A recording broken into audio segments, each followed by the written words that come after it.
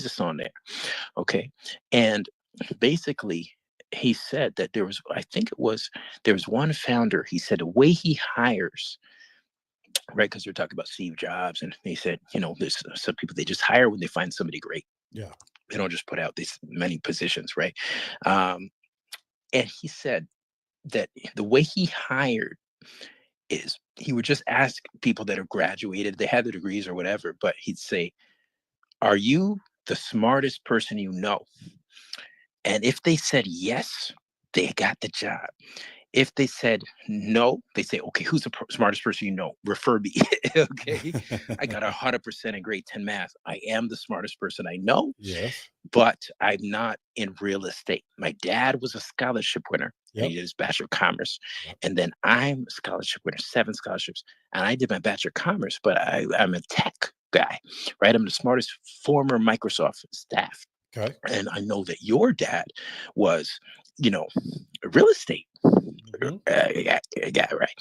And he taught you real estate. So I'm a scholarship winner, the son of a scholarship winner, but I need to find the best expert in real estate so that I could buy apartment buildings and things like that. So So I all am the smartest person I know, but smart is just paying attention.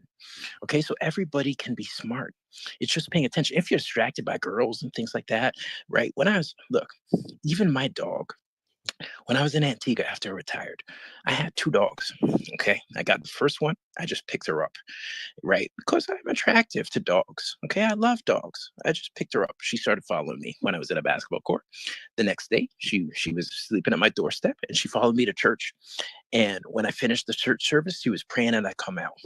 And they said, "You should make that dog your own. That dog loves you." So I went to the store, got a collar, and that's Terry. Okay, I had a dog growing up and there's named Terry. I would name her Terry. She looks the same. The next year, though, went back down. Okay, there was another dog, a smaller dog, okay. following her around. Gotcha. Oh, take too long. You want to start? No, go ahead. Go ahead. I Okay, want to it's a hear very about good these story dogs. about paying attention. Okay, to teach people how to be smart. Yeah. Okay, so my Terry, she was very disciplined. You should follow me and stay beside me. The second one, I named him Rex because he looked like one of her puppies that we kept. Okay. Okay, we kept, and so he's running around rambunctious. We had to put the Rex up for adoption. When we kept him, my dad said, "Okay, we keep him," but my dad wouldn't take care of him, wouldn't walk him. So I was walking the 2 dogs. But Rex was rambunctious, and then he ripped up the couch. As soon as he ripped up the couch, my dad said, "Nope, he's got to go." Okay, because my dad wasn't having that. My dad was very disciplinarian, right? So I couldn't rip up the couch. My dad would have put me up for adoption too. Okay. So he put Rex up for adoption. So this one is like Rex. You run around in the street. I said, "Don't run around the street. You're gonna get hit by a car." He wouldn't listen. Run around the street. He got hit by a car. You just hear cry out. I saw it happening in slow motion, but I couldn't stop it. And he almost got killed. Okay. It was very sad. He wasn't stupid. He wasn't paying attention when I Yeah. told him what would happen Oh, if he okay. run around in the street. Okay. So if somebody told you were dumb, you're not dumb. Yeah. Maybe you weren't paying attention. Okay. You can't even walk across the street now without being on your phone. You might get hit by a car. Don't do that. Don't drive and talk on the phone and look on Instagram. You see that hot girl, and then all of a sudden you might get hit by a car. Don't do that. All it is paying attention. Jason, were you aware that your dog doesn't speak English or understand English? So that's Have probably you why he met my ran out dog? on My the dog street. doesn't understand. Look. You You have can't to see a pay dog running in the street and be like, "Hey, attention. bro, hey, there's a car coming." you gotta you gotta do something. You gotta do something, man. But Can you what teach my dog English? Because I don't want him to get hit by a car and he doesn't pay attention. And when I go back to Antigua, I'm in Canada now, but when I go back to Antigua, I want him to be alive. I'm uh, really concerned about him. Terry, I'm not concerned about because she doesn't run in the street. But Rex, yeah, I'm concerned about him. well, thank you for that. That's 4 minutes we'll never get back. But let me let me clarify, Jason, what I was trying to say, brother. What I was going to say was Jason, are you back? Are you still in Canada or did you leave? You're in I came back to Canada, so yeah. All right. I'm in Vancouver All right. making a movie, but I do want to learn real estate, and you know, this thing about not to get back. You're a young brother, like the comedy Wait, help did you you call me your young? time. Did you just call me young? Yeah, Oh, you just yeah. bought yourself 2 more minutes, young brother. Finish what you had to say. No, no. Let me Look, say. the Let me entertainment will help people come into the room. let me tell you Yes, what. but what you're trying to say? Let me tell you what I was trying to say. So there are people that are just as knowledgeable as I am in certain areas. There are people that are just as knowledgeable as I am in multifamily. I learned from a lot of those people. There are people that are just as knowledgeable as I am in the operations side of multifamily, not just acquisition. There's people on the lending side and on the buying and selling debt side that are just as knowledgeable as me. There's people on the brokering side that are just as knowledgeable as me. What happens is you find very few people that have experience in all of them. And the few people that you do find, you're not getting them on the phone because they're building something that requires all their focus and attention, and they many of them are money driven, and they're doing this to make money, and a lot of these folks are rich. I'm just in a different space where I'm no longer driven by money. I'm driven by the results. So there's certain things that bring me fulfillment that allow me to be more accessible than some of these people. So you know it's not it's not always who's more knowledgeable, because anytime you think you're the smartest in any given category, you just lost, because now things change. So I approach things a little differently, because I approach them as if I'm experiencing them for the first time. So with respect to due diligence on projects, and doing something that I may not have done in a year or two, because I'm not doing everything all the time, right? And when I teach people how to invest in real estate, I teach them all the ways to invest in real estate, not just flipping houses, not just apartment buildings, right? I teach them how to make money in the real estate investing space. And that can show up a lot of different ways. So it's not always, I'm not as knowledgeable as I was at one point, right? Because if I don't do something for a long time, then I have to go back and refresh and make sure that I'm prepared for all the people that trust me to get them to the promised land in the world of real estate Mhm. investing. So it's And you know the rules in Canada? That's what I'm wondering. yeah. So these concepts apply anywhere you can finance a piece of real estate. Okay, well, yeah, they would apply in here because we're not that different. We are different. Let me be clear, but we're just not No, that shout out to different. Canada. Like, I love you guys' maple syrup. For real. I'm no joking. Yeah, I'll give you some free maple syrup if you want to come, as long as you don't take us over, brother. Amen. Amen. Somebody said, yeah, you know what? I don't really get into, Canadians and Americans and all these other different places. We're all just human beings. Our governments suck at times, but at the end of the day, man, we all want the same thing. So, I don't really get too much into that. For folks just joining in, we're live on TikTok. We are live on Instagram, Facebook, YouTube. Christian Singles Meet. No, no, we're not. So hopefully everybody can hear everybody. I'm still, this equipment. I'm just somebody's dad, folks, trying to figure out all these buttons still. I think it's gonna be that way a long time.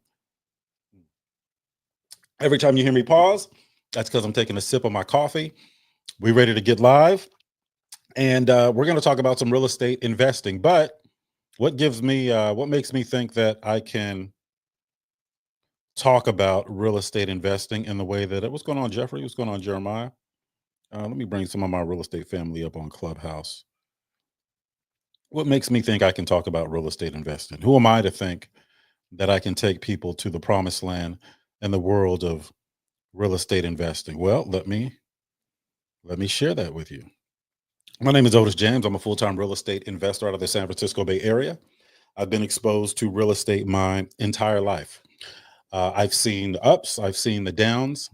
Back when 1981, when interest rates rose up to 18, almost 19%, during the late 90s dot-com boom and burst, the 2008 real estate debacle, and what we're going through right now. I was going to real estate meetings with my father ever since I was old enough to walk. And I've spent the better part of 20 years in the multifamily commercial industry. These are managed on the operations side of multifamily commercial. So I was in charge of about 3,000 units. It was my job to make sure that they were profitable. I also was a mortgage broker. Hold on, let me see that here. Hold on one second. I was also a mortgage broker. When I came up on stage, your volume dropped. Oh, okay, I don't know what that is on Clubhouse. It's some issue going on with Clubhouse where it just doesn't allow me to. I don't know what it is. I don't know what it is on Clubhouse, but for some reason, the sound always acts up. All right, Jason, you can hear me all right? Can you? Yeah, it sounds great. And I switch over to TikTok, and I could hear you over there too. So All right, we're good to go. What else?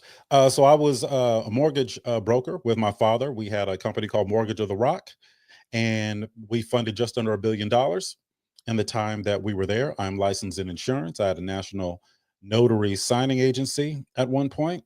I've consulted on multiple projects, domestic and abroad, not just my own, but for municipalities and for other groups. And I've consulted in other countries, specifically Senegal, Gambia, anywhere where real estate takes place. I've got some experience, right? So I'm not going to get into all my credentials. You guys, some of you guys have been following me for a long time, and you know what I'm about, and you know what I know. I've been teaching on some of these platforms for a few years. Why? We have a real estate investing mentorship program. One of the things that distinguishes us from everybody else is once you are with us for good. You don't have to keep paying. You are with us until you no longer need to be. That means you keep getting educated until you're good enough to go off on your own. And then when you're good enough to go off on your own, you can still come back and just in a different capacity. We can do some cool stuff, right? We can do, maybe we do some projects together, or some of these other things that we do. Maybe we lend on some projects, maybe we build some stuff, maybe we do some value add stuff. And I know that I trained you, and I know that I'm someone like and trust, and the folks in our real estate family are people I know, like and trust, so it's a lot easier to do business that way. What are we doing today, and what's the purpose? We are teaching people some of the ins and outs. This is kind of a part two from what we talked about yesterday, the ins and outs of apartment building investing. Is that James? James, go ahead and come on up here on TikTok, young brother. And we are teaching people about apartment building investing. What's going on, James? Can you hear me all right? Yes, sir. All right, your sound coming in good too, brother. You must be at the crib.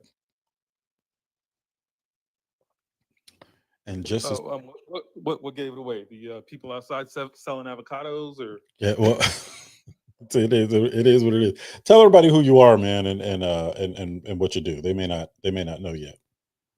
my name is James Lewis. I am coming to you from bright and sunny Colombia, South America. What I bring to the Four Data Points is a business perspective. So I had a couple of decades running some large organizations for Fortune 500 companies. I have a strategy, or a something I call business acumen platform that I teach small business owners and entrepreneurs. Look, real estate is a business like any other, and the most successful real estate investors understand that when they run their real estate businesses as such, that they have the most success. That is who I am, and that's what I bring to the Four Data Points Academy. Oh, all right. I thought you called me Kevin. You said Academy. Okay, right on. I was like, damn, bro, Kevin, you know me for 30 some years. Who's Kevin? Yeah. Yeah, I don't know. All right, so looks like on Clubhouse, it looks like Jeffrey. You guys in the audience on Clubhouse, can you hear me all right? Because Jeffrey, it may be on your end. All right, okay.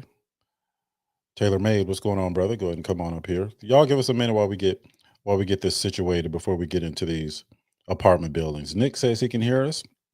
All right, Taylor. yeah, there's some people they say, "Oh, talk louder," and you see your grandmother, and she said, "Granny, put the phone beside your ear." All right. All right. So James was low. Okay. So that's my fault. So I am going to, all right. I think we're good now. Folks, apartment buildings is not that complicated. It can be. And I've got to be able to, jeez, I got to turn all these announcements off. Do I have a referral for a CPA in California that's well versed in trusts and real estate? Yeah, Chuck, reach out to me. Just shoot me an email, and I've got a few. I got a few actually. They're not well. I got a few. So just reach out to me, brother. I'll get you squared away. Folks, apartment buildings are James. I need to learn how to make you a moderator on this TikTok situation. Hold on, let me try. Let me try real quick and see what happens. Okay, we're gonna go into settings. We're gonna go into moderators, and we are going to. Oh, okay. We're gonna add somebody. And James, where are you? So J. Lou. Okay, Jay. Y'all bear with me, man. I'm telling you, like it's. And we're gonna confirm. All right, James, you can so you can invite people up and all that. Or is it you gonna be on for a minute? He lives in Medellin. Of course, he's gonna be on for Yes, a minute. sir. He ain't got nothing to do. He live in Medellin. All right, folks. Apartment buildings really isn't that. It's not that complicated once you really get into it. There's different levels to it. There's the 300 and 400 unit apartment developments. You're not competing on that level, okay? And very few people are. Where you want to be is 100 units or less. Things just get a lot easier. The folks that are competing above that are very well capitalized. Most of them have investors. Most of them are looking at long term returns, and most of them have portfolios that that span across multiple markets. But if you just want to make 10, 15 million a year, like that's cool. You could do the 100 units and less, but it starts at 5 units. It starts at 5 units, and 5 units is easily attainable in the apartment building space. And James, so you can just you can invite anybody up, James. So just like Terry Walker there. If you guys have I questions, don't see people, so I don't know if that worked. oh, okay, it did because I just did it. Um, Yeah, but I don't see the people in the room. on TikTok. I don't see the people in TikTok. Oh, okay. Well, we'll figure it out. All We're almost 50, so we'll figure it out. right. Yeah, Okay. I need my son, man. I need to get, or yeah. Yeah, I think TikTok was the cutoff. I think the TikTok was the cutoff from Gen X to when the millennials took over. TikTok was the handoff. So it's all good. Terry, you are off mute and we hear you dropping your keys and everything. So if you could jump on mute really quick, let's get back to it. So what makes apartment buildings more attractive than single family homes? Now, I believe that you should do it all, by the way. I think that you should start with single family homes because there's information that you can learn that carries over into apartment buildings. A lot of the deals that I get are single family. And by the way, when I say single family, I mean mod meal. Oh, okay, gotcha. When I say single family, James, where are you on? James, I don't see you on Clubhouse, but let me. Oh, there you are. There you go. So if you can manage Clubhouse, James, man, that would help me out a lot. When I say single family, I'm talking about single family and multifamily residential. Multifamily residential is a duplex, a triplex, or a fourplex. Single family is just one single home. Once you get into 5 units or above, you're talking about multifamily commercial. We're not going to get into office space and all these other things. What's up, Canadian Bay? You got fans over here. Jason, you got your people rolling up. So multifamily commercial is valued based on the income that it generates. Yes, Jason, you can do that. Multifamily commercial. That is, I got too much going on, man. Let me. Okay, I'm a focus. Otis. All right, let me get a. Let me get a sip. All right. Look, I need to just be behind the microphone, and I need to have somebody else managing all this stuff, like the Winning Real Estate Group, like my brother Anthony Glenn from down in SoCal. All right, let me give you this example. If you buy a house today for 200,000, and let's say that it's in a neighborhood where homes are selling for 300,000, and you got it at a discount, you put some money into the house, and you make it worth more than you bought it for. You're still going to max out with respect to value at what similar homes are selling for. So if you buy a $200,000 house in a neighborhood where houses in good condition are selling for 300,000, there's a ceiling on the value that you can create, because if you expect to sell your house for more than 300,000, you're going to run into problems because it's not worth that. Because 1 to 4 unit properties are valued based on what similar properties are selling for. That's the basis. Now, multifamily commercial, if I buy a 5 unit building for 200,000 and it's in a neighborhood where other 5 unit buildings, let's say the building next door exactly like mine sold for 300,000. Well, because multifamily commercial assets are valued based on the income that they generate, then I'm not restricted with respect to value by what similar properties are selling for. All I have to do is maintain my financials. All right. So this is how multifamily commercial building is valued. You take the gross income, take away the expenses, subtract the expenses. What you have left is your net operating income. Then there's something called a cap rate. Right now, we're working on the formula to determine what a multifamily commercial building is valued at, how it's valued. A cap rate, expressed as a percentage, is the relationship between a building's net operating income and its market value. For example, if a building's net operating income is 30,000 and the market value, and we can say the market value is what it sold for, and it sold for 300,000 and the market value is 300,000, you take the net operating income divided by the market value and you come up with a percentage. That percentage is the cap rate. You take the average cap rate in the area and you apply it to your subject property, the one that you are evaluating, and you use that cap rate to determine what your building is worth. Now, I always use the 10 unit apartment building example because I already know the math. So let's say I've got a 10 unit apartment building and it makes $36,000 a year, gross, right? $3,000 a month, $36,000 a year. Let's say we back out 20% for expenses. You got 28,800 bucks. If the cap rate is 6.5% in the area, 28,800 divided by 0.065 is $443,077. I'm not good at math. I just use the same example every time, so I have the numbers memorized. All right. So that's how we value it. Now, that's just the tip of the iceberg because once you already own it, what do you think happens when you start reducing expenses or increasing rental income or adding income streams to that asset? And a lot of apartment communities, they have other revenue streams. For example, I was overseeing an apartment development and we had the rent, we had pet rent, we had parking income, we had laundry income, we had a revenue share agreement with the telecom provider, we had application fees, we had unit transfer fees, we had well, I don't call utility reimbursements. I don't consider that income. We did a bunch of revenue streams. Okay? Now you compare those revenue streams. Let's say you had those same revenue streams on a 4 unit property.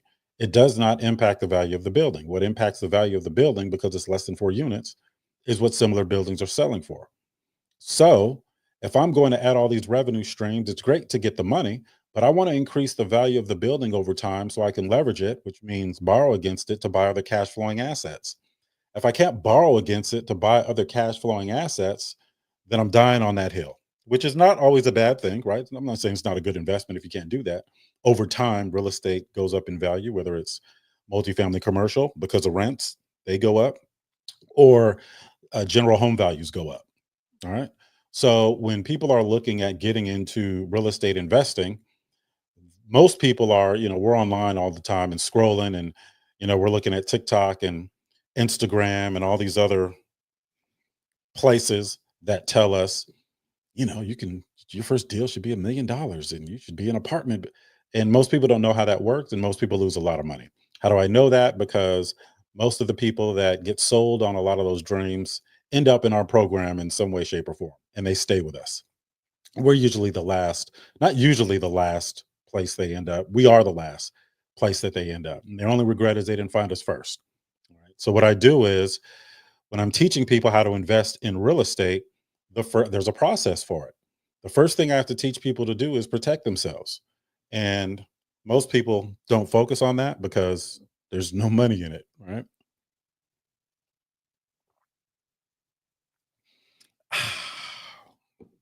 Oh, I'm sorry. I thought I was on mute. Very refreshing. All right. Most people don't focus on it. So, how do we protect ourselves? 4 data points. Anytime we're reviewing a property, we ask ourselves 4 questions. James, do you know what those 4 questions are? Actually, I shouldn't even be calling on James. I should be calling on Jeremiah. Matter of fact, let me go to Jeremiah on Clubhouse. Jeremiah, what are those 4 questions that we have to ask ourselves to protect ourselves in any situation in the real estate investing space? Jeremiah going once. There What you is the are. cost? Okay. What does it cost to fix up? Yep. What's it going to be worth when it's done? Come on. And how much money can it generate? Won't he do it? All right. If I had the do I still have do I have them sound effects? Hold on. Nope. There it is. There it is. I'm still learning them buttons. All right. So congratulations, Jeremiah. Jesus. Got phone calls coming in and all types of stuff coming in. All right. So yeah, what does it cost? What is the cost to fix up? What's it going to be worth when I'm done? How much income can it generate? What does it cost, or what am I willing to pay? What does it cost to fix up? What's it going to be worth when I'm done? How much income can it generate? If you want to be a real estate investor and you cannot answer those 4 questions, you should not be a real estate investor. Okay. If you move forward and haven't answered those 4 questions and you commit any resources, whether it's time or capital, you are likely going to lose. Okay. What does it cost, or what am I willing to pay? What does it cost to fix up? What's it going to be worth when I'm done? How much income can it generate? Now, we have oh, by the way, folks on Clubhouse, that link at the top is TikTok. That's what you can just see me on TikTok. You can jump in and you can ask questions. That takes you to the TikTok live, or it takes you to my page, and you can jump here on live. Now, why does it protect? How does it protect people? All right. So it's my job. Oh no. We got we got my brother coming up here, ladies and gentlemen. Anthony Glenn in the building. I hope he's coming up because I hope he's coming up, or either that or I just kicked him out. All right. Well, we hope he comes back up. All right. So what does it cost? What does it cost to fix up? What's it going to be worth when I'm done? How much income can it generate? How does that protect people? Well, let me give you an example. Let's say that you're a new investor, and I've used this example before. You're a new investor, and there's a savvy investor out there that you come across, and that savvy investor says, "Hey, I like your spirit. Right? You remind me of me when I was your age." You get excited about the possibility of getting your first deal. This savvy investor says, "Hey, look, I got a deal for you. Matter of fact, I know how hard it is to get started as a real estate investor, so I'm going to seller finance it to you." And a lot of you guys have heard this example before. I'm going to seller finance it to you, which basically means I'm going to act as the lender. I'm going to sign the property over to you. I'm trying to speak in layman's terms. I'm going to sign the property over to you. And once I sign that property over to you, then it's yours. And you can just pay me as the lender. Okay. Now, sorry, James, I just added you back on TikTok. I don't know what I'm doing. Now, so there's that relationship. Okay. Let's say that the property is $100,000. And how seller financing works is the property is deeded over to you, and that $100,000 debt is attached to the property in favor of the seller. Once you close, that seller gets repositioned as the lender, and you start making payments to that lender who was formerly the seller. Now you own the property. There is a lien on the property for how much you paid for it, and you can negotiate that for how much you paid for it. And if you default, then because there's a lien on the property, there's a evidence of the debt. That's a promissory note typically. And then there's a security instrument which attaches that debt to the property. Now, if you default on the note, the security instrument enforces it. So we'll say the security instrument is what happens if you don't pay the note. And some of you guys know what that means. If you don't pay your mortgage, guess what? They foreclose. What gives them the power to foreclose? That security instrument. Okay. So you buy this $100,000 property from this savvy investor. You're making payments on it, right? And let's say you guys negotiated $500 a month for the payment. Okay. And it rents out for $1,000 a month. So you signed for this property. You now own it. It costs you hardly nothing to get it because this savvy investor was such a kind person. You start making payments. and you rent it out for $1,000 a month. So you're cash flowing $500 every month. All right. Now, 12 months later, or just before 12 months, let's say 11 months later, you get a call from that savvy investor who is now your lender, right? The one you've been making payments to on the seller finance deal. And he says, "Hey, just wanted to know if you had the balance of the what we agreed." And you as a new investor say, "Well, wait a minute. We talked about, 30 years and a $500 payment." He said, "Yes, absolutely. 30 years is the amortization schedule. That's how we came up with the $500 payment. We stretched it out over 30 years, and based on the interest we agreed on, it came out to $500, give or take." And what the new investor didn't realize is he didn't look at the note. Okay. Now, the note, you got to review it. It's typically about 3 pages. It's all the terms of the debt. Right. Long story short, there was a balloon payment in there that the new investor didn't see. Balloon payment means at that point, when that balloon payment is triggered, and it's usually a date that it's triggered, you're required to pay off the remaining balance. Now, typically, people pay off these balloon payments by either refinancing the property or selling the property. Remember the 4 data points. What does it cost? What does it cost to fix up? What's it going to be worth when I'm done? How much income can it generate? Now, the new investor goes to the bank and says, "Hey, I got this balloon payment. I got to do a refinance." The bank says, "Oh, absolutely. We can do that. We're not going to, it's an investment property, by the way. We're not going to finance you 100%. They're not doing 100% financing on investment properties, but we'll do 75%.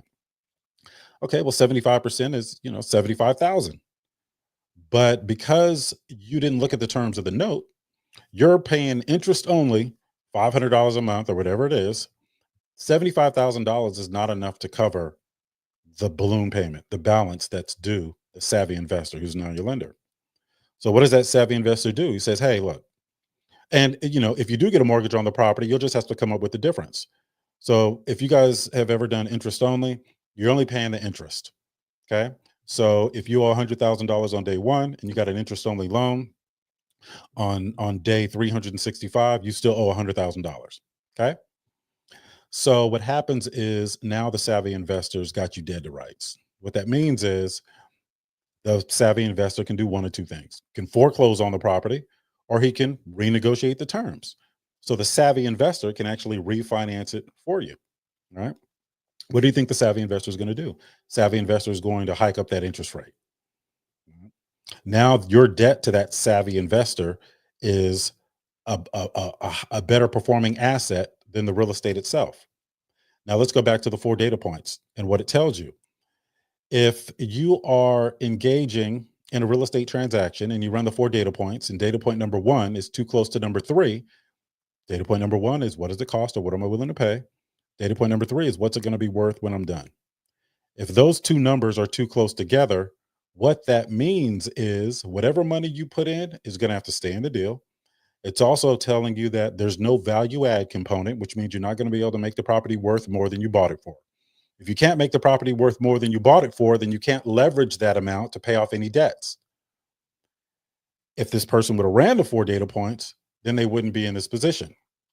4 data points also uncovers information that typical person as a new investor wouldn't know to ask about. Amen. And if you don't know to ask about it, then you can get bit by it. All right. So the primary reason that I say the 4 data points, Tavares Garrett, what's going on, brother? The primary. What's up? Oh, how you doing, my man? What's up, James? What's up, everybody? Oh man, you got the amplifier on. He got all tweeters. Rockford, y'all remember back in the day, you got a Rockford Fosgate hooked up to 14 tweeters.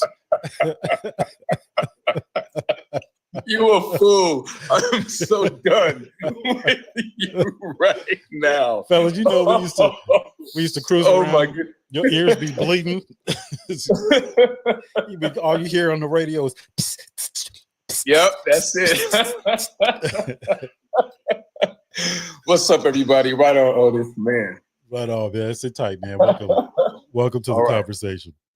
All right. So The 4 data points, that's how it can protect you. It tells you other things like what type of exit you can do, which means, are you going to keep it? Are you going to sell it? Do you have a choice?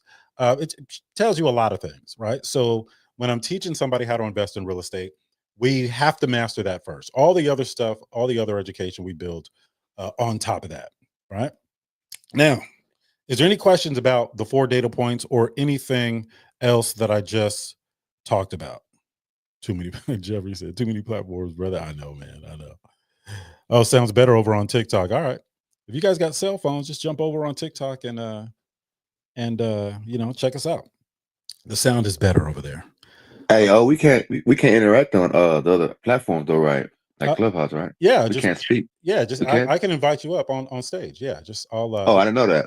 yeah, Yeah, because it does sound better on the TikTok. yeah. If you guys come on TikTok, then I can just this is our new TikTok page too. So we're trying to build it up anyway. If you guys come over on TikTok and just I can invite all of you guys up on stage and we can have we can have a discussion there. If you don't have a picture, then I'm probably not going to invite you up because I don't know what who you are, what you're going to say, and we've got we no profanity though. Whatever we're on, whether it's Instagram, TikTok, Facebook, Black Planet, MySpace, no profanity. So as long as we keep that. All right. So any questions about the 4 data points? Eric, what's up? I see you on Clubhouse. Will, what's going on, brother? See a lot of our usual suspects. What's going on, Dorothy? See a lot of folks in our real estate family there. Dahlia, what's going on, Dahlia? Good to see you. Delisha, that sounds like delicious. Delicious. Karen Scroggins, what's going on? Oh, I'm sorry. Look, I'm putting your last name out there. Emmett. All right. All right, folks. So we're going to move on because it's apartment buildings is the natural progression of investing, and I want to and I want to spend some time just talking about some of the things that new beginners, which is redundant, I guess. New is a beginner. New investors. What's up, Shay? How's it going? Oh, we chilling. Sorry, I thought I was on mute. All right. So apartment buildings. And I was talking about this yesterday.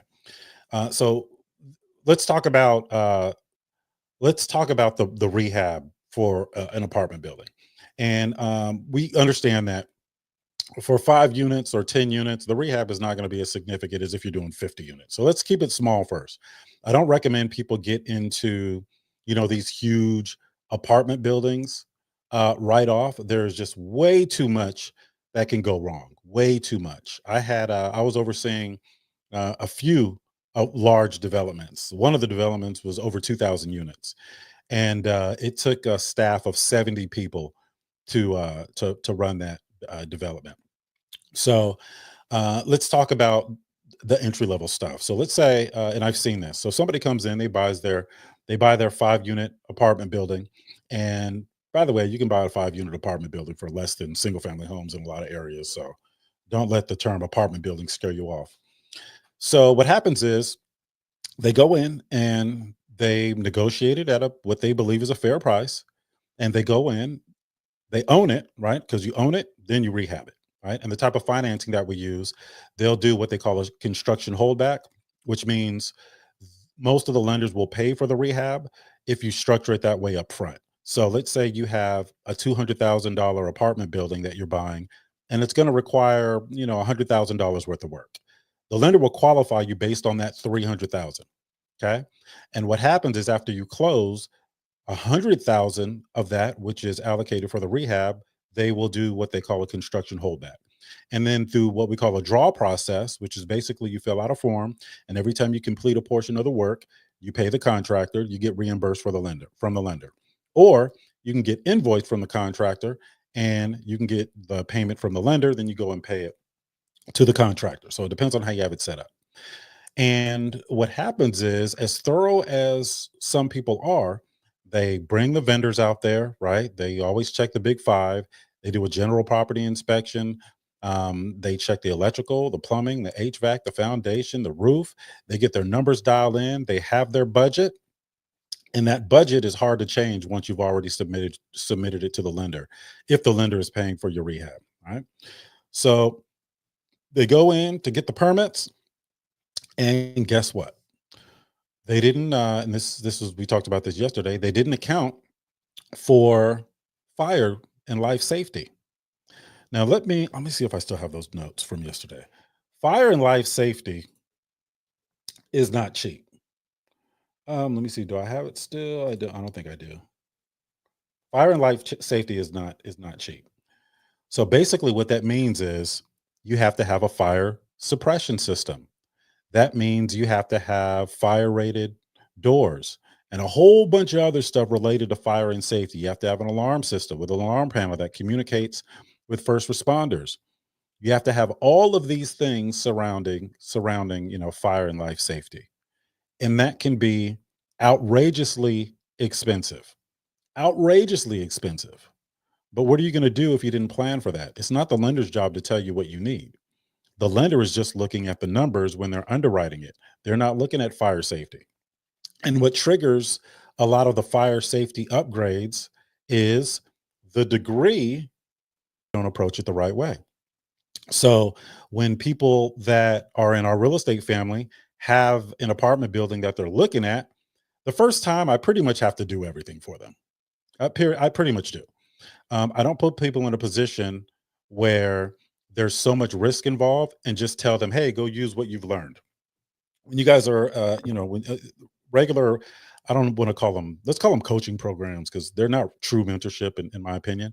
Regular programs, there's a schedule. They're going to teach you for a certain amount of time, and then you're done. And it's up to you to go apply what you've learned. And that works probably 5% of the time for people. It just doesn't work because there are too many things that can go wrong. And if I was to teach you every single thing that could possibly go wrong before you actually get out there and do the stuff, we'd be behind webcams for 4 years, right? But we're not behind webcams for 4 years. We're behind webcams for 6, 7, 8 weeks. And then, for as much continuing education as you want. So you can always come back and you can learn as much as you want, right?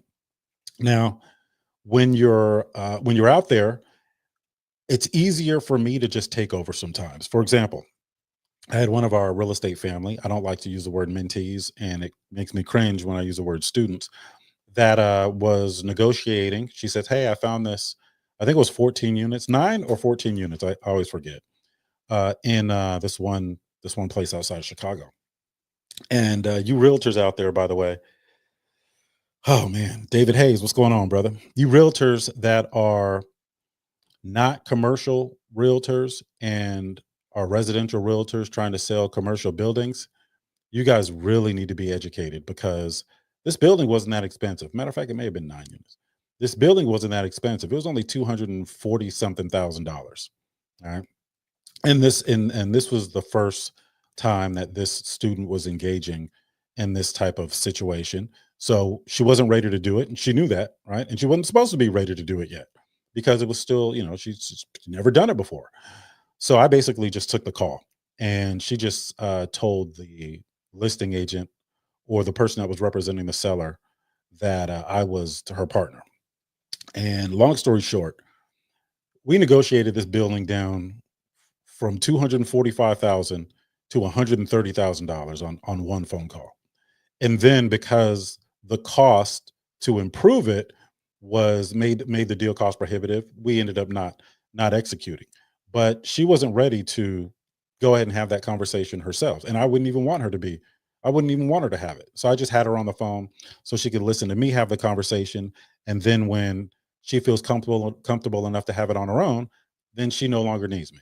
That's how you train somebody. You just do it and let them watch. And I always equate it to learning how to fly one of those big Boeing 747s. If I just put you in the cockpit and taught you everything beforehand, right, and said, all right, go be great, you're probably not going to be very successful. Right? But if you can sit and watch me fly it, for 10, 20, 30 times, or however long it takes, then by the time you take the wheel, it's going to be a little better for you. And that's what we try to do. Right? We try to be in a position to coach people through every possible circumstance. And in the case of multifamily commercial, I just take the lead. So We ended up negotiating the property down to 130. We underwrote the property. We looked at all the income. We looked at all the pictures. We had an estimate on what we thought of the rehab would be on certain things. I took into account fire safety, all of these things that she didn't know to look at because she wasn't supposed to know to look at them. It was my job, and we basically, ruled the building out. The 4 data points is going to help you rule out a lot of investment properties. That's its job. And I've had people get discouraged, say, "Hey man, I looked at 20 deals, but every time I run these 4 data points, then it don't work. the deal doesn't work." So I say, "Okay, well, would you like to just get into a deal that is not profitable? Because that's what you would do had you not ran these 4 data points." And then people start to understand. But most of the time, I got to take the wheel. All right. Now, first of all, is there any questions about the 4 data points? I know I keep asking, but I don't want to miss any. I don't want to miss any questions. And I'm looking at so many screens, it's getting hard. It's hard to focus. I think that's what they started doing now. Okay. Do you recommend staying in your local area for your first deal? Oh, well, it depends. I'll give you an example. A lot of people have heard of the Burr method. Oh no, I was going to get into it, Michelle. Don't worry. I wasn't going to leave you hanging like that. She said it a bit on. It depends on it depends on if the numbers work. So I teach people how to invest all over the country. I teach people how to do it while they're working a full-time job. I teach people how to do rehabs when they're not able to be there physically, because you have to have systems in place to be able to do that. So I teach all that. I coach them through all that. So that's not the hard part. Um, I live in the San Francisco Bay Area. In my neighborhood, a 4 bedroom, 2 bath in good condition, probably go for about 1.8 million. Okay. Please don't be impressed. That's the San Francisco Bay Area, folks. That's just a regular house, right? Regular house. San Mateo is one of the nicer cities in the Bay Area, but 1.8 million. Now, where's my phone? Now, let's say I got a deal on one, right? Let's say I got a deal on a house, straight fixer upper, right? Fixer upper for $1 million. Let me take out my pen. And I'm going to do what I always do when I'm running these 4 data points. Now, we also have some of the highest rents in the country. So for a nice 4 bedroom in my neighborhood, it'll probably run you about $7,000 a month in rent. Okay. So what does it cost? This is a fixer upper. We got it for $1 million. What does it cost? $1 million. What does it cost to fix up? Let's say 300,000, right? 300,000 to fix up. Labor costs are also more expensive out here. 300,000. Okay. What's it going to be worth when I'm done? Let's say 1.8 million. It's actually being conservative, but let's say you put $300,000 into a property. It should be nicer than what's sold. How much income can it generate? 7,000. Okay. $7,000 a month. So let's look at it. The first thing I do when I run the 4 data points is figure out what the property is going to be worth when I'm done, whether it's residential or whether it's multifamily commercial apartment buildings. In this residential example, it's going to be worth 1.8 million. Okay. Now it generates $7,000 a month. Now I already know just from those two numbers, that if I do a cash out refinance, see, now I'm trying to determine whether I can keep it or sell it, right? Those generational wealth promoters, right? I'm one of them. Generational wealth. Can't have generational wealth if you keep selling everything. So I try to do less flips unless, I don't have a choice. If I do a flip, I try to put the money into another cash flowing asset. Unless it's one of the groups that I put together to do a flip, then I just, we pay everybody out. So 1.8 million, I know I can get an 80% mortgage on that. So 1.8 million times 0.80 equals 1,440,000. I'm going to write that down. That's going to be my final mortgage. I'm going to put FM, final mortgage. Okay. Now I got to do some math. That final mortgage of 1.4 million and change, I got to see how much that's going to cost me a month. So I'll do my payment calculator. There's a million of them out there. You can use any one. 1.4 million. Down payment? No, because this is just the loan. I'm gonna say 7%. If we're using hard money, I'll even be super generous. I'll say 6.5%. Mm. Property taxes out here, it's 1.25%, but the property taxes are based on the purchase price and not the loan amount. So let me just reduce the property taxes to compensate.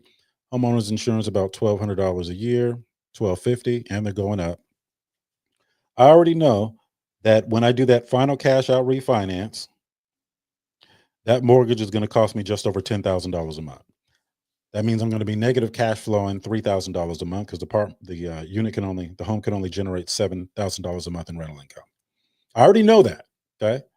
So I don't have to go figure out anything else to find out that I'm not going to be able to keep this property. I'm going to have to sell it. Okay? Now, if I sell the property for 1.8 million, I bought it for $1 million. I put 300,000 into it. That's just simple math. I could walk away with $500,000 minus points and fees. Let's say I walk away with 450,000. This property just became a flip. All right. Now, let's look at that. I just made 450,000 on that. I can put it into another project or do whatever I'm going to do. Now, the question was, is it always smarter to invest locally?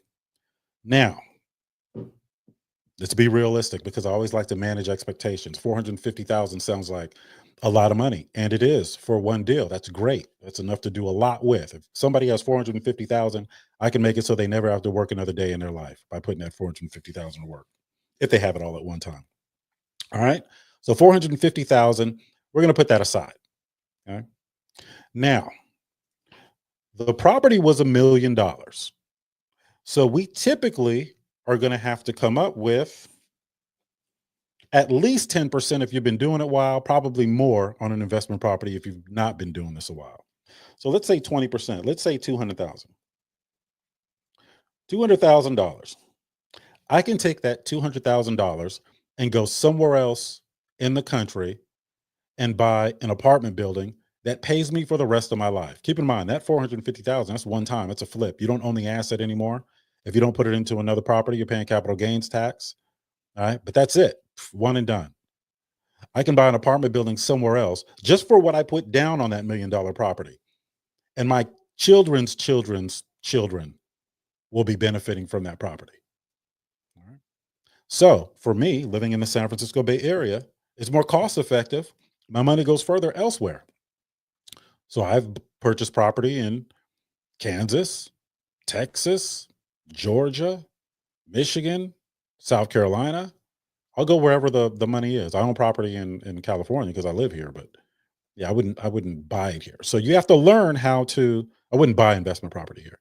You have to learn how to invest from a distance, and people get scared. I got property in St. Joseph, Missouri. Put a 1 in the chat if you've ever been to St. Joseph, Missouri. Let me save you some time. None of you have. It is the armpit of the Midwest. But somebody said there was a deal out there. And as real estate investors, it's our job to treat every deal like it's its own business. And what do you do when you buy a business? You buy a business, you make the business profitable, you have someone there to manage the business, and then you exit whenever you want to exit, or you just take the passive income to supplement your lifestyle. All right. That's what we teach people how to do. Now, this particular property in St. Joseph, and this is a model that I use a lot of the time, and I'm going to share the good with you, and I'm going to share the bad with you, so you guys know what you're getting into. First, I'll share the good. Somebody calls me and said, "Hey, I got a duplex for $49,000." $49,000. All right. Well, I'm going through the 4 data points in my head. All right. Well, how much work does it need? Probably needs about $20,000 worth of work. Oh, okay, great. $20,000 worth of work. It turned out to be 40, but okay. All right. What's it going to be worth when I'm done? Well, before I get to what it's going to be worth when I'm done, well, let's see what it's going to be worth when I'm done. 125,000 when I'm done. Okay. How much income can it generate? Well, this person had put me on to some agencies that pay people's rents. And one was the Salvation Army. The other one was an agency called Faith-Based Communities. Faith-based communities paid $1,200 a month. The Salvation Army paid. It was another organization that was going through the Salvation Army. They paid me $900 a month, so it was $2,100 a month. Okay, I said, all right, that's attractive. So I had cash. I paid cash. I'm perfectly okay with paying cash for real estate. I'm not okay with leaving the cash in there. So I paid cash. Went into contract. $49,000 was the purchase price. I reached out to the seller. I had my agent out there reach out to the seller and say, "Hey, can you charge me $69,000 instead of $49,000, and then give me a $20,000 credit for repairs?" Now, why would I do that? Let me talk about that just for a second. I know I'm going to do a cash out refinance after I fix this property up, and I know when I do that, I'm going to have the property appraised. And the appraiser is going to come in and look at how much I bought the property for and look at all my improvements. And then they're going to take all my improvements into consideration. They are going to factor in, they may factor in rental income, right? I'm not an appraiser. All right. So when they looked at how much I purchased the property for, I didn't want them to have to start at $49,000 and then justify all of my improvements. I wanted them to start at $69,000. So because we structured it that way, when the property recorded, because the transaction was a $69,000 transaction, there was no public record of me getting $20,000 in rehab costs or a $20,000 credit. I could use it for whatever I want. Now, the seller still netted the same, but now it's $69,000 on record. So I put $40,000 in there, paid cash, $40,000 for the rehab. So I'm all in $90,000, really $89,000 when it's all said and done. I do a cash out refinance, have the property appraised. I think it appraised for 123 and change. I did a cash out refinance for $95,000. I got a check for $95,000. All the money that I put in there, I got back. So I have zero money into this deal. Got my $95,000 back. The property, it was getting $2,100 a month in rent. That $95,000 mortgage cost me $750 a month. Right? And I'm getting 21 and change really. So I'm cash flowing about $1,400 a month in perpetuity forever. My kids will be receiving that. All right. And I have zero money. And that $95,000, I think I put that into another property, and then I put some of that back into the systems and stuff for the 4 Data Points Academy. So I didn't have to pass on these costs to our clients. All right.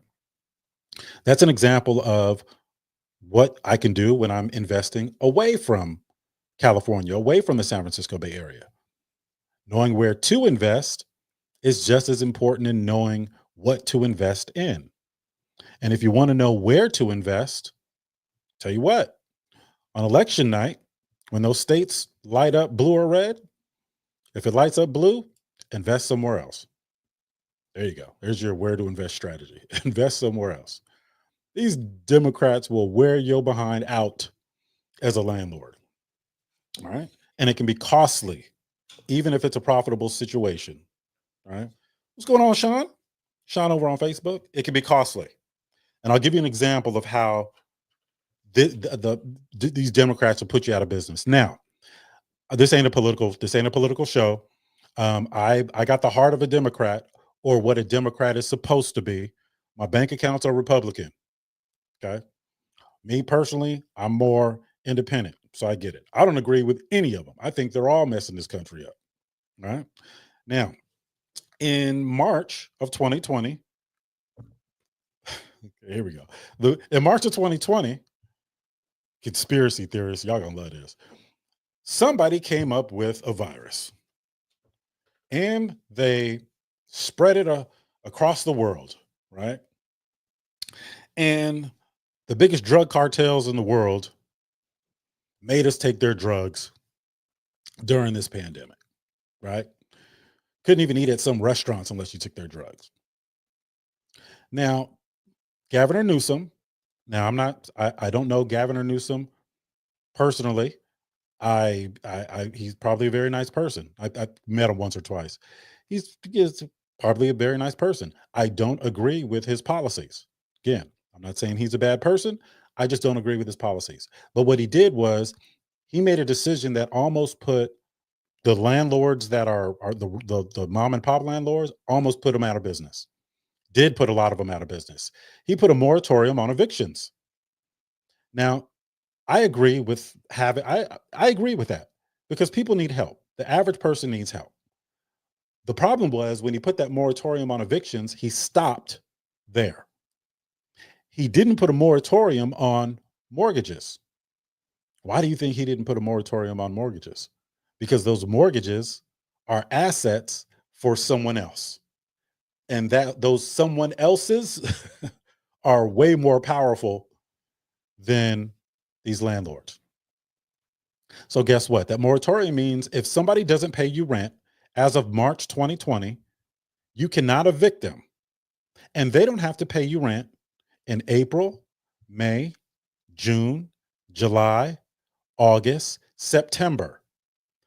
Come September, going into the following month, they said, well, people are going to have to pay their past due balance, but we're going to give them until January 31st. And even though we're giving them till January 31st, they only have to come up with 25% of the past due balance. Now, I don't know if anybody in any of these rooms or platforms have owned homes, right? But how long could you go paying a mortgage with no income on a rental property?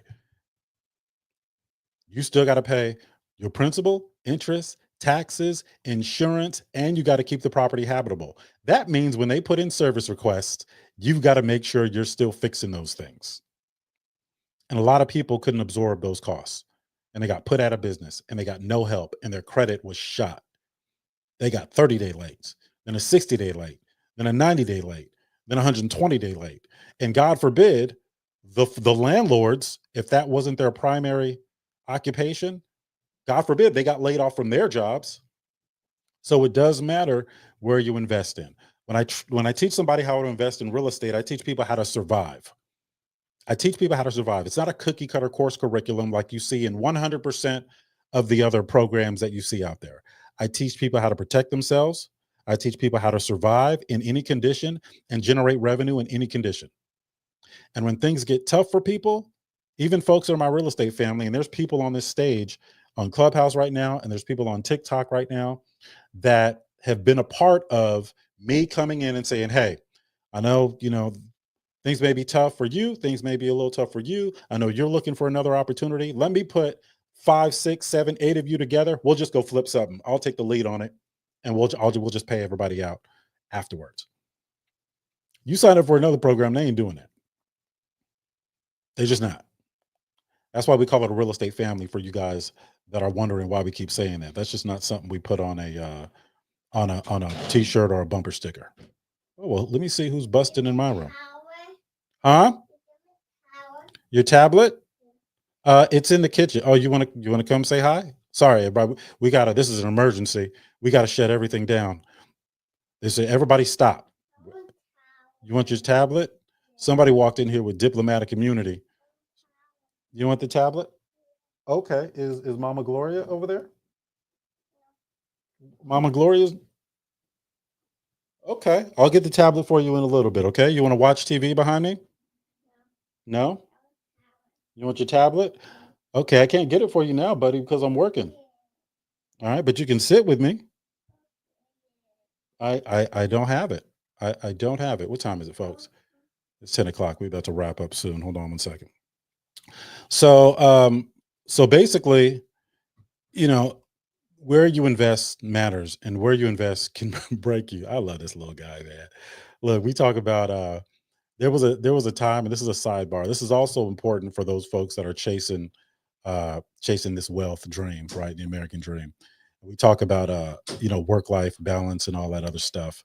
And it got to a point where I didn't like being disturbed, right? So if somebody was if you guys know me, if my equipment's not working right or somebody is not doing what they're supposed to be doing with respect to what we're trying to do, like it impacts me more than I'm willing to admit.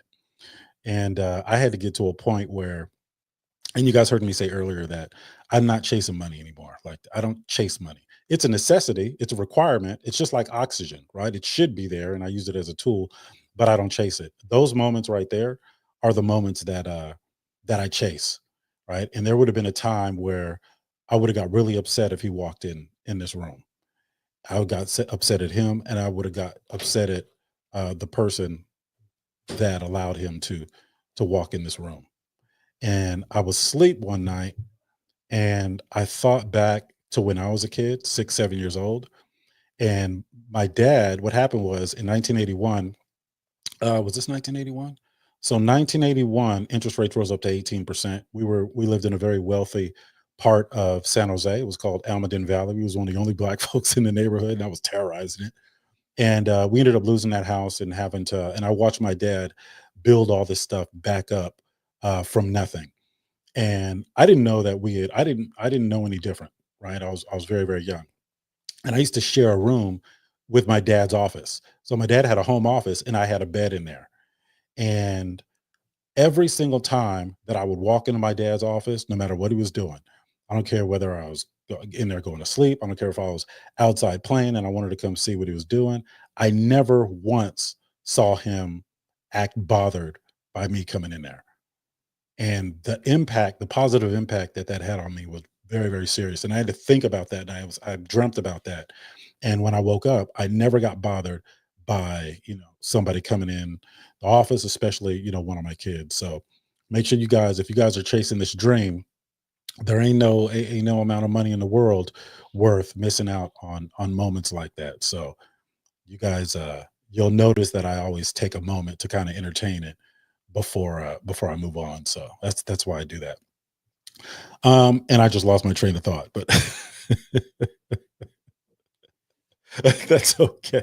That's okay. But that's okay. That's okay. Oh yeah, we were talking about the moratorium on eviction. So yes, yeah, where you invest doesn't matter. Now there are ways to invest in particular places. Right? There's a way to invest in California. I wouldn't want to be a landlord in California, but it's great for doing flips. And in that example, we had a $450,000 profit in that example, so that works. There's a way to invest in places where, and by the way, when I say that we only do flips in California, it's because when you fix a property up and you do that final cash out refinance to pay off all that expensive debt, your final monthly obligation on that property, when it's all said and done, is much higher than the rental income that it generates in spite of having the highest rents in the country. That's what I mean. All right. So you have to understand all of the things to look at as a real estate investor, regardless of where you're investing. All right. Regardless of where you're investing.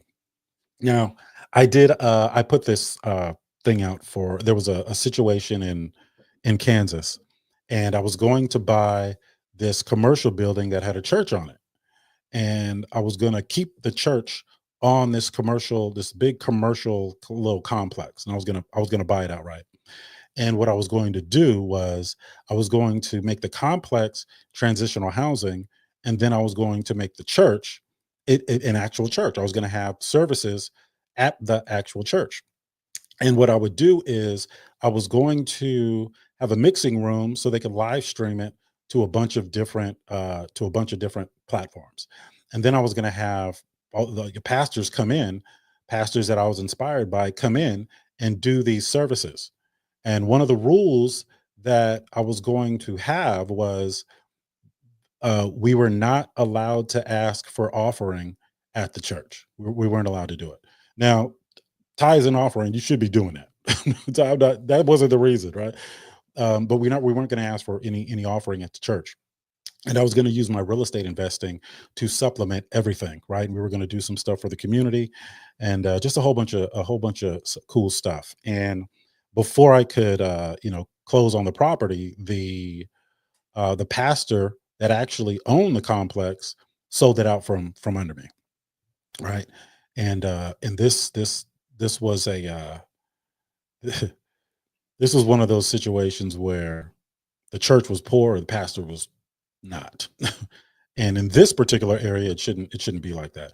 I have no problem with pastors and leaders being wealthy. I think they should. I have no problem with pastors and leaders having private jets.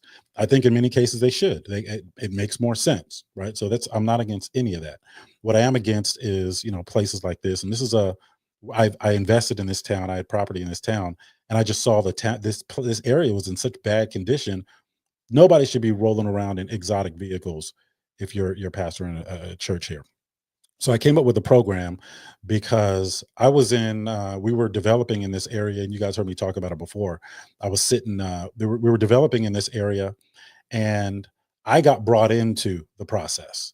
And we were meeting with the mayor, city council, and everybody was really excited about this development project. And sorry. And if you guys know me, I don't need anything to work. If I go in and I'm a part of something, I don't need it to work. My quality of life doesn't change whether it works or not. I position myself that way for a reason. One, I can be my authentic self in these places, and two, I can speak up for the people that aren't in the room. And in this case, there was a lot of people that were disenfranchised in this community. So I was able to put together a program to give them a path to home ownership in conjunction with one of the local banks. What we were going to do is, and the land bank, I was going to buy property from the land bank. I was going to fix them up and rent them out to the community. Now, me doing that doesn't help the community, by the way. It doesn't hurt the community, but it doesn't really help the community. But if somebody made their rent payments for 24 months consecutively without being late, I had an agreement with the bank. It was just a verbal agreement that they would finance them at 100% financing, and they could buy the house, right? So they could get in. Just as long, all they had to do was make. So it was a path to home ownership for some of these folks, and we. So those are the type of programs that I like to put together. It wasn't going to be as profitable for me. It was going to be time consuming, but I still wanted to do it. But another program that I was putting together similar was I had sent out some communication to a couple of churches. I said, look, if I have a program, so if you guys, you'll never have to ask for another offering again. Period. You'll never have to ask for another offering again. And I sent it out to a significant amount of churches. I sent a packet, document, and all that. And a lot of them were not in California. I don't think I did any in California. They did not like it. I did not get a good response from that. So I was going somewhere with this, but something just told me not to finish that thought. Well, Otis, I appreciate you, and we can talk after. I'll join your program as well. We could talk after because I'm the opposite of some of the corrupt pastors you might talk about because I sold my house twice. That when you met me, you helped me. I did a successful close after fix and flip, sold it for about $1 million Canadian, so that's just $5 US. And I invested in my ministry, and then I ended up in a shelter after getting robbed. So Well, there are people that do the right thing. You just haven't heard of them because they don't have a TV show. well, I know a lot of good pastors, and I've been blessed to really experience a lot of really good pastors, and especially here in California and growing up, because my dad was a part of the church, and one of the churches that I went through a very, very dark time, very, very dark time. And most of you guys that follow me are familiar with that because I made that story very, very public. And one of the first churches that helped me get out of that was a church called Bible Way Christian Center in San Jose. Pastor Oscar Dace, who's no longer with us. He doesn't know it, and I probably wish I could have told him while he was still here. That church did a lot for me, and I remember they were at a different location, and it was me and a girlfriend of mine who really helped me through that time. Just a friend that happened to be a female, and we were going to all types of different churches, man, and there was this one, and so Bible Way Christian Center used to have a different location, and it was one of the first churches that we went to, and there was this woman singing there. There's this woman singing there that was just, I had the voice of a freaking angel, man. I was like, and I never forgot it. And even when we were looking at other churches, I always remembered that, and it brought us back to that church. And so I was a member of Bible Way for a little while. I moved away, but if you guys are ever in San Jose, Bible Way Christian Center is a really good church. Emmanuel Baptist Church is a really good church. Gosh, I forgot the name of the other one in Mountain View. Oh man, I forgot it. Pastor Paul's church in Mountain View was a really good church. So I've been blessed. I don't, there's a lot of good pastors out there. There's a lot of good people in ministry. Again, they just don't have podcasts. You just don't hear about it. So when I say these things, I want people to understand that my opinion is not of the church, right? The church is in our heart. Right? I think there's a lot of good people, but I sometimes in the course of doing normal business, I come across some things that I share because there's always a lesson in that. Why didn't the churches like the opportunity? Um, I'm going to give them the benefit of the doubt. I'm going to say they just didn't understand the value of it. Right? I'm going to say they just didn't understand the value of it. So it's not that's not on them. All right. All right, folks. Look, apartment building investing, residential investing. We have a workshop. It's April 12th. If you want to come to the workshop, it's virtual and you are more than happy to. We're going to limit it. We'll probably limit it to about 50 people. But that link, 4datapoints.com, the number 4DATAPOINTS, 4datapoints.com. I wanted to go on for another 20 minutes, but I got to go. I got a doctor's appointment I got to make. So I'm going to stay on. Is there any questions about anything we talked about today? I know I was kind of scatterbrained a little bit. They probably didn't like it because how do they reconcile the obedience of tithing? Well, tithing, let me just address this. Everybody has their own experience, right? And I don't promote or defend anybody because of who they are or what they are, whatever it is. I can just share my experience. My When we do workshops and we talk about physical workshops where we fly out and have these little mini workshops, and there's two things that contribute to people's success more than anything that I've ever witnessed. And one is giving, right? Giving. The second is forgiving, right? Giving and forgiving, right? People are, I, I- you know, I don't know. Do I want to get into this?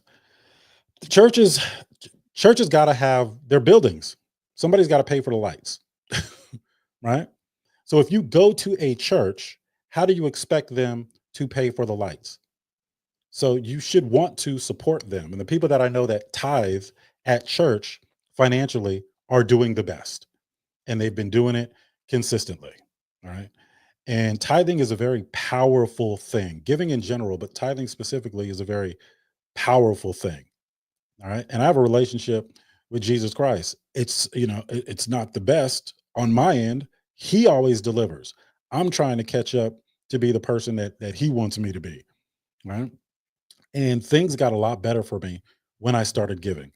And those close to me have witnessed, you know, me giving and how long I've been doing it.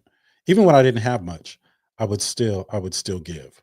So when we talk about tithing, with the church, look, I promote people tithing. I don't have a church. I don't get paid whether you guys tithe or not. I don't get paid. I'm sharing my experience. And here's one experience I'll give, and this is indicative of what I'm talking about. I was in a really, like I had lost everything. I had lost everything. And I was actually on my way to Bible Way. This was years ago, man. This is probably 15 years ago, maybe. No, it was before that. It was probably 15, it was probably almost 20 years ago. And my I had lost everything. We still had a real estate office, but it wasn't the real estate debacle. It was 2007. We were losing everything. Okay. I lost all my houses, cars, everything. All my furniture. I couldn't even afford to store it. I ended up giving it away.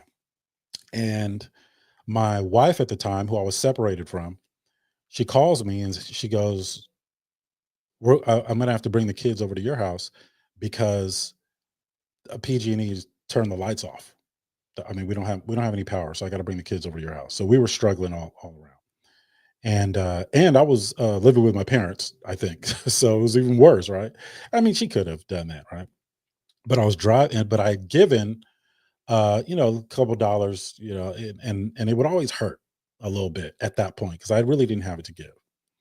And the bill for her electric bill was $437. And I'm gonna explain it to you guys exactly how I felt it. So I'm driving to they had a Wednesday Bible service, Wednesday Bible service. And I'm driving there, and at this point, spiritually, I'm right on, like I'm doing everything that I'm supposed to be doing. And I get that call while I'm on the way there. $437 that I don't have. And I'm way too proud to ask somebody else for it. So I'm I get off the phone with her and I said this prayer, and I was cussing in the prayer and I was angry. I used the F word a couple times. Now I was, new in faith. I'd been at the church. I grew up at the church, but not in the church, if you know what I mean, right? So I'm cussing. I'm like, dang man, like I can't even pay a light bill. Like I'm supposed to do all these things and be this way and not do all of those other things and I can't even do something as simple as a light bill. And I was pissed. And one of the things about having a relationship with God is he could take it. You're not gonna hurt his feelings, right? And I was saying it, I was honest. And so I got to church, the Bible discussion, it was a Bible study Wednesday, and I was just not into it. When I tell you I was pissed, right? I was pissed. So I leave there and I've lost everything. I am flat. I'm worse than broke. I go back to my office because it was still there. They didn't foreclose on it yet. And I'm sitting and I walk in because I said, look, I would always go to the office to try to come up with an idea or generate any type of revenue to survive. All right. I go to my office. I go into my office, in my office, and I check the mail. There's an envelope there from the electric company. There's a check in the envelope for $437. There's a check in the envelope for $437. The exact amount that she needed. That check had already came. It had already came. It was there before I even went to church. It was there before she asked me. Why? How was it there? Because God is the Alpha and Omega. He's the beginning and the end. He is time. He already knew what was going to happen and what I needed. And I just sat down and laughed. Then I felt I felt stupid because of the prayer that I had sent. Right. And the whole time that check was sitting on my office desk and I'm sitting here cussing and mad and in tears and all this other stuff. Right. So I was able to pay the her electric bill. And then everything was fine after that. Fast forward, things are getting a little better. I've got to I'm moving out of my parents' house. I'm getting back on my feet. I go to set up the electric at the new place that I got. They said, okay, well, so you're gonna have to leave because my credit was shot because I lost everything. They said you're gonna have to give us a deposit, $250 deposit. I said, why would I have to give you a deposit? You guys sent me a refund check. Like I was always in good standing with you guys. Like, why would I need a deposit? She said, hold on. When I tell you this lady came back and said, Mr. James, we don't have a record of ever sending you a check.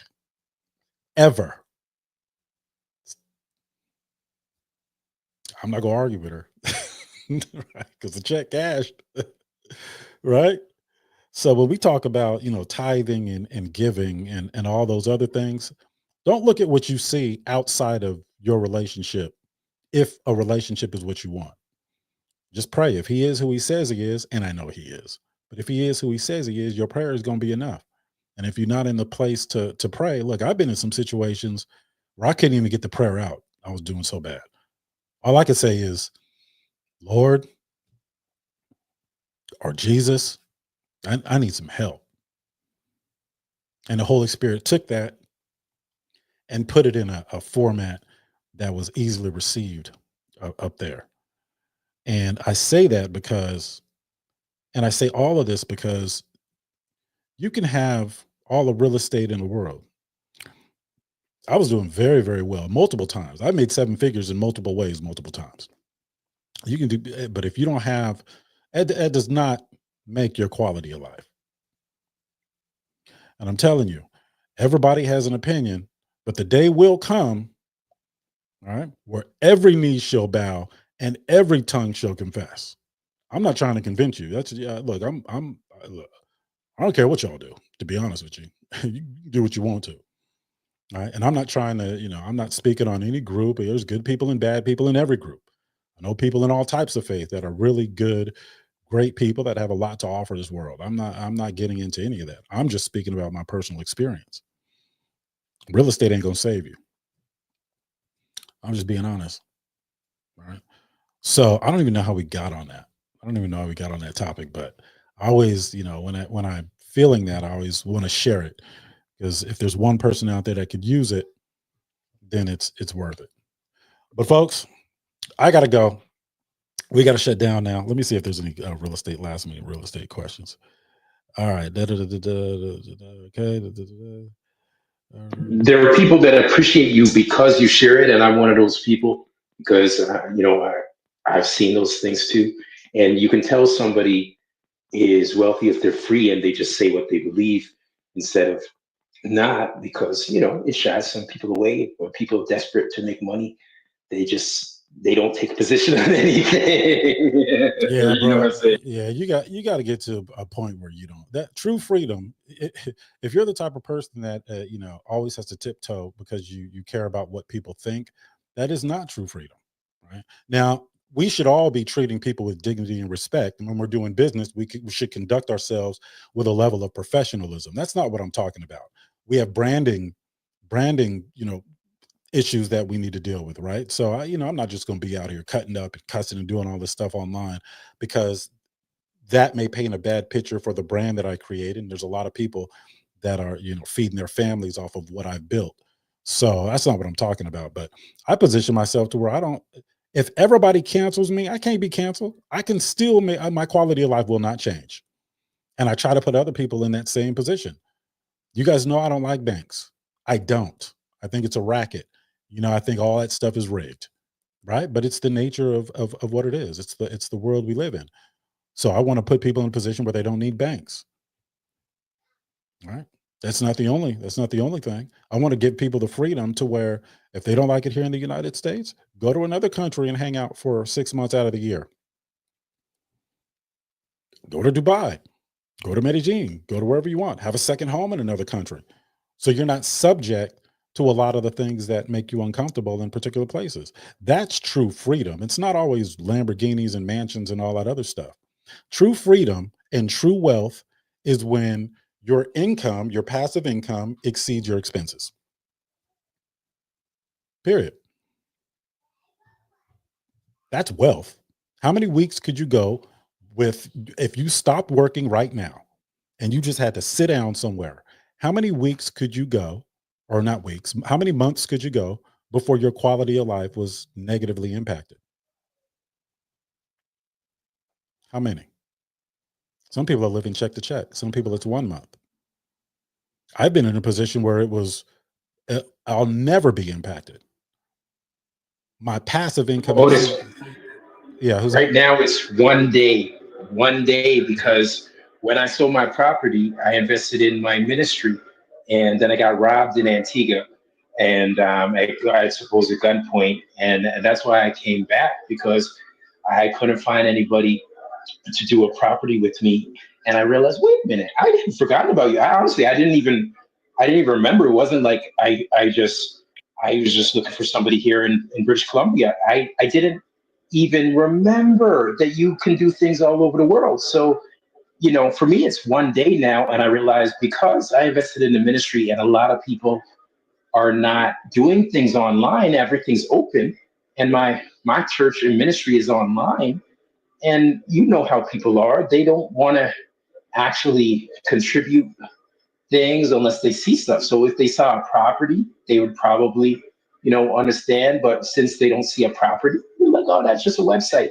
He's fine. I show the people the property sale, but so after almost 3 years, no income. So this time I'm gonna just get a property and do the passive income, because I invested online. I thought everybody's online.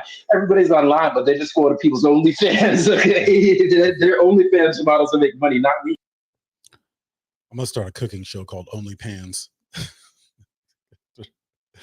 Good Jason, morning, Otis. how you doing, Shannon? Or Sharon? Is that you, Sharon?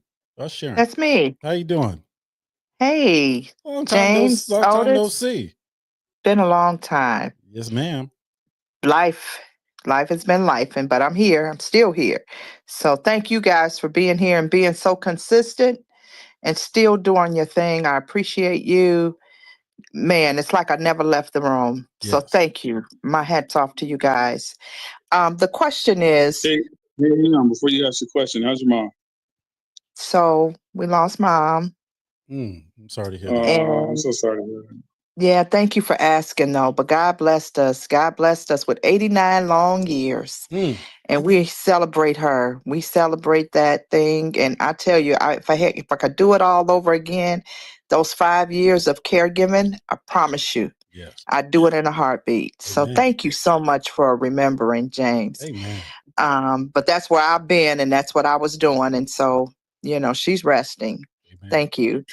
And so the question is, the model that you talked about with the churches, Hmm. and you talked about you were going to rent first and then you were going to set them up for a pathway for affordable housing, Hmm. that to ensure that they were going to be paying those rents, were you looking at something like a Salvation Army or something like that to ensure that those folks would be paying the rent, or how would you ensure that the renters would then be renting, be able to afford that?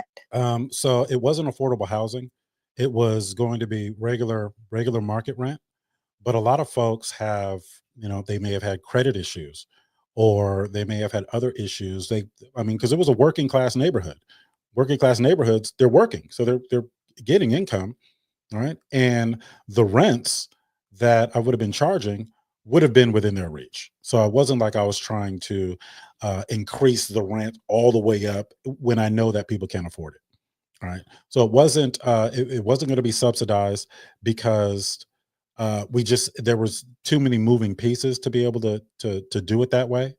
And I only have so much leverage in that area. But um, and besides, I don't necessarily agree with how Section 8 is ran. I think Section 8 should be a pass through and not a destination. I met a lot of good families on Section 8. I managed 92 Section 8 units at one time, 91, 92 at one time. And I only had problems with maybe one or two people. But my philosophy is create the opportunity, and then whoever wants to walk through it, whoever wants to walk through that door can. So I create opportunities. I don't give handouts. Now, Section 8, there are, I, there needs, it's being, Section 8 is being mismanaged, in my opinion, right? And, I've met people that didn't want to get a job because they didn't want to lose their Section 8. I met one person I was paying $12 a month in Section 8, and they didn't want to get a job because they didn't want to lose it. Well, that's not the person that I'm looking for. I'm looking for somebody that just needs the opportunity. And I also, if I could be in charge of Section 8, I would put it for a certain time limit with extensions based on you taking advantage of certain opportunities. Like I'd send people to trade schools and have it covered by the state. All right. I'd have free childcare and have it covered by the state. All of these things to build people up. Section 8 by itself is so mismanaged that I think it would hurt what I was trying to do more than help it. So, it never got off the ground because there were so many delays, and then people that were in office when we started weren't in office as we were going through it. So, you know, it is what it is. But Okay, thank you. amen. Yeah, I just needed to try to understand that model because it sounds like something that could be duplicated, even though they weren't receptive to it in those areas with those pastors and with those ministries. It sounds like it was a very good model. Yeah, it was well the pastors those are two separate conversations. One was development and the other one was me trying to help, churches not have to rely on tithes and offering. I didn't say they shouldn't accept tithe and offering. I just didn't want churches to have to rely on it, right? Because in some with just the world we live in now, everybody tries to paint such a bad picture around tithing and offering that it's kind of it's almost stigmatized, right? So, it's just, that's my personal take on it. The conversation was a much longer than that, and but you'll give everybody the benefit of the doubt, right? Just because somebody didn't see the value in something, I don't really hold that against them. A lot of people are conditioned not to see the value in certain things. That's why poor people stay poor, and the wealthy folks start controlling everything, right? But it is what it is. I don't count it against them. I'll be here when they change their mind. Benito, how you doing, Benito? I saw your hand up. I didn't want to end the room before I address whatever question you may have. Hey, yeah, thank you so much for hosting this. So I'm new to real estate. Been doing it for like a year and a half, 2 years now. And my main thing is I'm not living off of any of the real estate. I'm building my reserves. Uh-huh. But what should I be building the reserves to? Like in the case where like COVID or something like that, where like people stop paying. Like, what should I be building my reserves to kind of to prepare and Okay. take on something like that? How much do you have now? I have 30 units. 30 units? You're Yeah. a seasoned investor, man. 30 units. Well, are they single family homes or are they apartment buildings? No, they're all duplexes. I do full guts in Philadelphia, and I convert them over to like duplexes. Okay. Reach out to me. The natural progression from where you are is apartment buildings.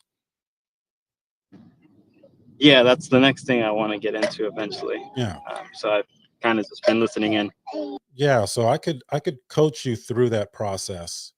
I mean, there's a very long answer to that question. But if I had 30 doors on the residential side, uh, on the residential side, um, that is a lot of time and energy that economies of scale, right? You're talking about 30 doors, let's say it's 15 duplexes. And I don't know your breakdown. I'm just using this as an example. That means those are 15 different locations that you have to service, that you have to manage. And even when you manage up rents, you're still limited to what similar properties are selling for with respect to value. So you can't consistently pull money out of these properties to buy more cash flowing assets. So the growth is a lot slower. It's about as slow as the rate of appreciation for real estate in some of those areas. Whereas if you had a 30 unit apartment building, now all you got to do is manage rents, reduce expenses. And every year, as long as you're managing rents, then you're accumulating value, and that value is not limited by what the building next door sold for because of how they're valued. So if you want a path if you want to level up, if you want to get to that next level, reach out to me, and I can set up a call with you, and I can show you how to get there. Cool. Thank you so much. And where should I reach out? I'm sorry. 4 data On your points. website? Yeah, you can go to our website, 4datapoints.com, the number 4, DATAPOINTS.com. If you tap on my face because you're on Clubhouse, if you tap on my face and scroll down, I think all my stuff comes up. But you can also hit me on Instagram and Perfect. send me your information, and I'll set up a call with you. Okay, sounds good. Thank you so much. Amen. Amen. All right, folks. I got to do that doctor's appointment. They want to schedule me. Go ahead. I had a quick question for Benito. Thanks for calling me up, Otis. I was looking for a flooring guy in Philadelphia. If he could refer me somebody. I'm gonna put my Instagram in the chat, and you can just message me through Instagram. Thanks. Amen. Oh, Emmett, what's going on, brother? I'm sorry, man. I didn't mean to skip you. Did you have another question, or is that all you wanted to ask? No, I just wanted to make a quick comment. I'm working on the 56 unit that I'm involved in wholesaling, and this has been very valuable experience. I wish I could keep it. I know it would work well in my portfolio for retirement. But my partners that I'm involved with it in, they just want to sell it. So, oh well, 56 units. I don't think they should sell it, but okay. Well, Okay. I think you can keep it. Where there is a will, there is a way. Emmett, you got my information? I do. Yep. Reach out to me and send me your information. I'll reach out to you. You can structure a deal to where you pay them out and you're able to keep it. But it's so much more profitable to keep it than it is to sell it, especially long term. But we could cross that bridge. Thanks, Alden. All right, man. All right, everybody. I learned that lesson. But I left you a message, but I'll also send it in an email. Otis, thanks, because yeah, my thing is pretty urgent. I just have one more day. Got it. All right, on man. All right, everybody. We are. Let me clear this. We're going to end our live stream. I don't even. Oh, this posts automatically, right? We got spiritual for about 20 minutes of this. I gotta play my corny music.